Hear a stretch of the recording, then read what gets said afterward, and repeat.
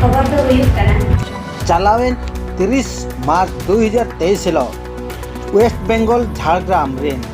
भारत जाकात पठुआ गावता पाहटा खन गंगा तला हाकान आसानसोल इंजिनियरिंग कॉलेज रे ओलोकान पठुआ मई कोयल हंसदा इदिकाते सिधु कान्हू रोड खन पांचमतिया रोड धाबी मौन मिছিল को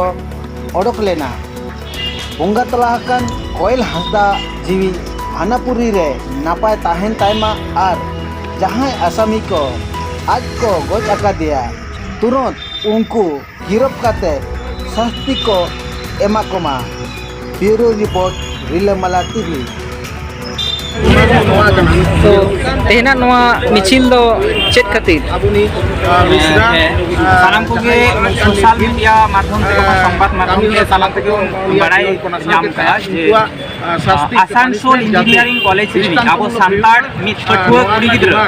कोयल हांसदा जहां लेका को उनी गज आकादेया को